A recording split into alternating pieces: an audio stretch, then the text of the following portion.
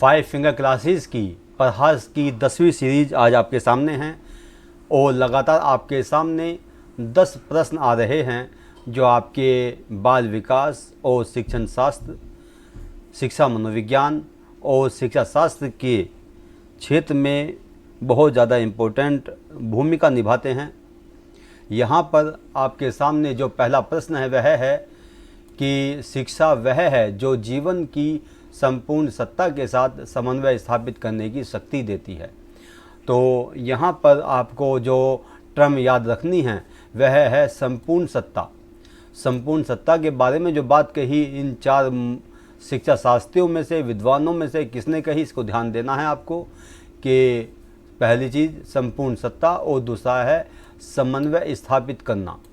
तो शिक्षा वह है जो जीवन की संपूर्ण सत्ता के साथ समन्वय स्थापित करने की शक्ति देती है। यह कथन इन चारों में से किसका है? तो ये कथन है रविंद्रनाथ टैगोर का। इसका आपको ध्यान रखना है। आगे बढ़ते हैं। परिभाषाएं किसी भी परीक्षा में बहुत महत्वपूर्ण भूमिका निभाती हैं, आपको इसका ध्यान रखना है। आगे प्रश्न है कि मनोविश्लेषणवाद किस मनोवैज्ञानिक का सिद्धांत है? तो मनोविश्लेषणवाद, जिसको इंग्लिश में साइकोएनालिसिस कहा जाता है, इस सिद्धांत को दिया गया मनोवैज्ञानिक सिगमंड फ्रॉयड के द्वारा। सिगमंड फ्रॉयड जो कि ऑस्ट्रिया के मनोचिकित्सक थे, उन्होंने अपने अनुभवों के आधार पर मनोविश्लेषण सिद्धांत का प्रतिपादन किया। अगले प्रश्न की तरफ को बढ़ते हैं। अगला प्रश्न यानी कि तीसरा प्रश्न आपकी स्क्रीन पर आ रहा है कि बालक के सामाजिक विकास को प्रभावित करने वाले तत्व हैं। तो यहाँ पे बात पूछी जा रही है आपसे कि सामाजिक विकास, तो सामाजिक विकास को आर्थिक तत्व जो है वो प्रभावित नहीं करेगा, शारीरिक तत्व है वो प्रभावित नहीं करेगा, वंशानुगत तत्व है वो भी प्रभावित नहीं करेगा, बल्कि जो प्रभावित करेगा वो सामाजिक विकास को वो करेगा सामाजिक परिवेशजन्य तत्व, जो कि सीधा सीधा बालक के सामाजिक विकास को प्रभावित करता है। यानी कि प्राथमिक रूप से जो प्रभावित करेगा वो सामाजिक परिवेशजन्य तत्व होगा। बाकी जो और तत्व जो इसमें दिए गए हैं प्रभावित वो भी करते हैं, लेकिन वो सेकेंडरी लेवल पर प्रभावित करते हैं। अगले प्रश्न की तरफ को बढ़ते हैं। फ्रॉयड के अनुसार हमारे मूल्यों का आंतरिकीकरण में होता है। यहाँ पे फिल इन द ब्लैंक दिया हुआ है, यानी कि दोनों तरह से प्रश्न आपसे पूछा जा सकता है कि मल्टीपल चॉइस में भी, एमसीक्यूज में भी और साथ साथ फिल इन द ब्लैंक में भी। तो सिगमंड फ्रॉयड, जैसे कि अभी कुछ देर पहले प्रश्न गुजरा कि सिगमंड फ्रॉयड ने मनोविश्लेषण सिद्धांत या साइको एनालिसिस सिद्धांत दिया। उस सिद्धांत में उन्होंने व्यक्तित्व के 3 अहम भाग बताए जो कि डायनेमिक एस्पेक्ट से संबंधित होते हैं। वो हैं इदम, अहम और परा अहम। इसको आप इंग्लिश में याद रखें तो ज़्यादा बेहतर होगा। इसको इड कहते हैं, इसको ईगो कहते हैं और इसको सुपर ईगो कहते हैं। जो चीज़ मैं आपको बताने जा रहा हूँ इसका आपको ध्यान रखना है। वो क्या है कि इड जो है वो आनंद सिद्धांत या प्लेजर प्रिंसिपल पर आधारित है। ये क्वेश्चन एग्जाम में आता है।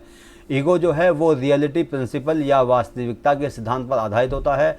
और जो सुपर ईगो है यह नैतिक सिद्धांत पर या मोरल प्रिंसिपल पर आधारित होता है और इसको मोरल कमांडर ऑफ पर्सनैलिटी भी कहा जाता है।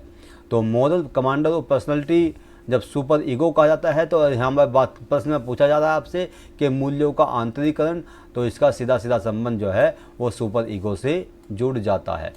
ठीक है, तो यहाँ पर आपको ध्यान रखना है कि जो सुपर ईगो है वह मूल्यों की बात करता है, आदर्शों की बात करता है, नैतिकता की बात करता है। इसीलिए इसको moral commander of personality Sigmund Freud के द्वारा बताया गया। आगे बढ़ते हैं अगले प्रश्न की तरफ। जीन पियाजे के अनुसार प्री ऑपरेशनल स्टेज, हिंदी में लिखा हुआ है प्राक संक्रियात्मक अवस्था, जिसको इंग्लिश में प्री ऑपरेशनल स्टेज कहा जाता है, की अवधि क्या है? यहाँ पे अवधि पूछी गई है। तो यहाँ पर पहला विकल्प है जन्म से 2 साल। जो जन्म से 2 साल है जीन पियाजे के अनुसार वह अवधि सेंसरी मोटर स्टेज कहलाती है। दूसरी है प्री ऑपरेशनल स्टेज, ये 2 वर्ष से लेकर के 7 वर्ष तक की अवधि होती है। तो इस प्रश्न का जो सही उत्तर है वो ये है कि जो प्री ऑपरेशनल स्टेज है वह 2 से 7 वर्ष तक होती है। इसके अलावा 2 स्टेज हो जाते हैं इसकी कि जो जीन पियाजे के द्वारा दी गई कॉन्क्रीट ऑपरेशनल स्टेज जो कि 7 से 11 वर्ष की होती है, और चौथी अवस्था है फॉर्मल ऑपरेशनल स्टेज जो 11 वर्ष से लेकर के 15 वर्ष या उससे ऊपर बताई गई है। इसको आपको ध्यान रखना है। यहाँ ये मान लीजिए जीन पियाजे का जो सिद्धांत है या इसके अंदर जो अवस्थाएं दी गई हैं इनके ऊपर एक ना एक क्वेश्चन आपकी परीक्षाओं में ज़रूर मिलेगा, चाहे वो आपकी डीएलएड की परीक्षा हो या शिक्षक भर्ती की कोई भी परीक्षा हो। 1-2 प्रश्न आपको जीन पियाजे से संबंधित जरूर मिलेंगे। आगे आते हैं, नए प्रश्न की तरफ आगे बढ़ते हैं। छठा प्रश्न आपकी स्क्रीन पर है।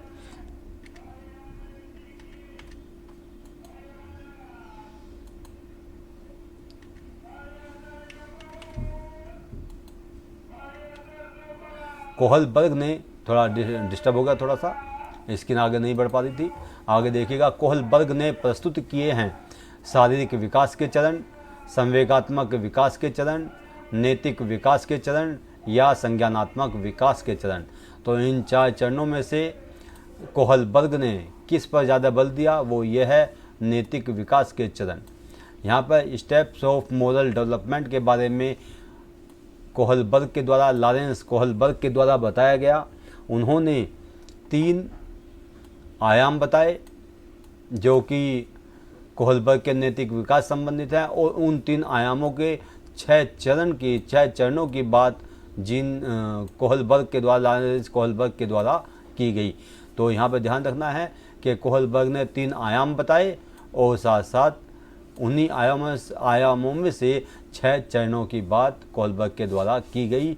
और यहाँ पे ये प्रश्न आपसे पूछा जा रहा है कि नैतिक विकास के चरण हैं, वो चरण जो है कोहलबर्ग के द्वारा दिए गए जिनकी संख्या 6 है।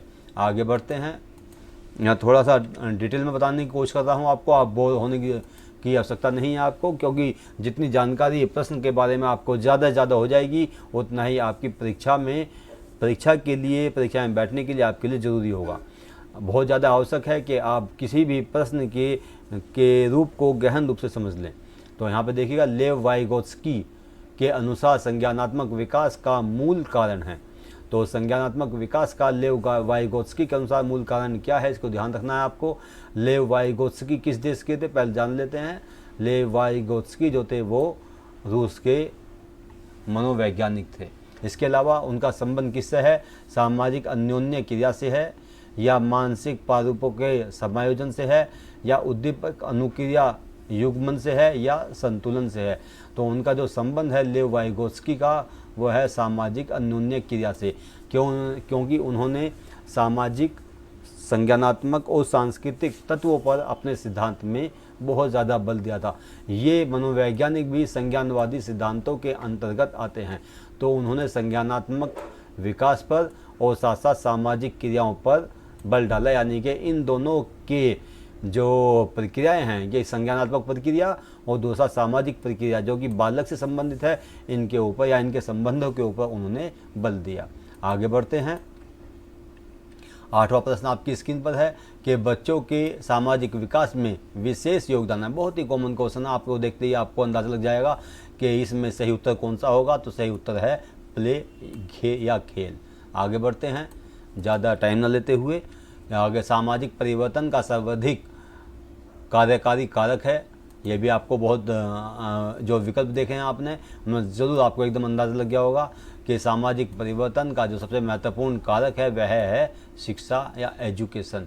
शिक्षा ही बालकों के विचारों में परिवर्तन लाती है, उनकी जीवन शैली को आगे बढ़ाती है, उनके अंदर कॉन्फिडेंस लाती है, उनकी चिंतन प्रक्रिया को प्रभावित करती है, यानी कि आगे बढ़ाने का काम करती है, उसको प्रोडक्टिव और साथ साथ प्रोग्रेसिव बनाती है। यानी कि शिक्षा जो है वह एक ऐसी प्रक्रिया है जो बालक को संसार के बारे में जानने के प्रति ज़्यादा लगाव पैदा करती है।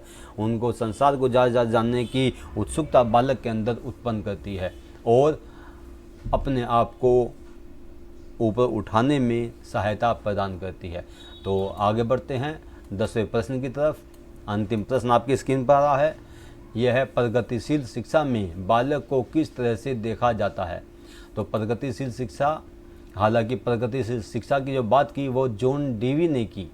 आपको ध्यान रखना है कि जो मनोवैज्ञानिक थे जॉन डीवी, जो अमेरिका के शिक्षा शास्त्री थे, उन्होंने प्रगतिशील शिक्षा की बात की। लेकिन यहाँ पे प्रश्न दूसरा पूछा जा रहा है कि बच्चों को किस तरह से देखा जाता है, कि छोटे वयस्कों के रूप में, या निष्क्रिय अनुकारकों के रूप में, या सक्रिय अन्वेषकों के रूप में, या खाली सलेटों के रूप में।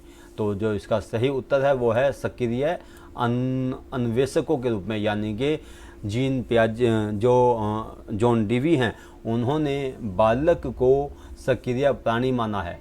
दूसरा, उसको सामाजिक प्राणी माना है। तीसरा, उसको छोटा अन्वेषक या खोजकर्ता माना है, छोटा वैज्ञानिक माना है। तो प्रगतिशील शिक्षा जो है इसको, यानी कि एक ही प्रश्न में आपको 4-5 बिंदु यहाँ प्राप्त हो गए। दोबारा देखिएगा, प्रगतिशील शिक्षा जॉन डीवी के द्वारा दिया गया। दूसरा, उन्होंने बच्चे को या बालक को सक्रिय प्राणी माना, उसको छोटा अन्वेषक या छोटा वैज्ञानिक कहा, और साथ साथ जो जॉन डीवी थे वो अमेरिका के प्रसिद्ध शिक्षा शास्त्री थे। और साथ साथ आपको बताता चलूँ आपको कि डेमोक्रेसी एंड एजुकेशन नाम की पुस्तक भी उन्होंने लिखी थी। बहुत ज़्यादा यह प्रश्न एग्जाम में पूछा जाता है, डेमोक्रेसी एंड एजुकेशन, ये किताब जो लिखी गई, जो जॉन डीवी के द्वारा लिखी गई। और साथ साथ एक बात और बताता चलूँ इनके बारे में कि जो जॉन डीवी थे उनको प्रयोजनवादी कहा जाता है, और उन्हीं के शिष्य थे किलपैट्रिक, जिन्होंने प्रोजेक्ट मेथड का प्रतिपादन किया था। तो एक ही प्रश्न में आपको बहुत सारी जानकारी प्राप्त हो जाती है, इसीलिए ज़रूरी है कि आप बार बार इन वीडियोस के माध्यम से आप अपनी प्रैक्टिस करते रहें या अपनी नोटबुक में इनको लिखते रहें। आपके लिए बहुत ज़्यादा सहायक सिद्ध होगी। 5 फिंगर क्लासेस जो है इसको आप ज़्यादा से ज़्यादा आप लोग शेयर करें। सभी विद्यार्थी के प्रति हमारा लगाव होना चाहिए। सभी विद्यार्थी जो हैं वो कामयाबी हासिल करें, ऐसी हमारी सब शुभकामनाएँ हैं।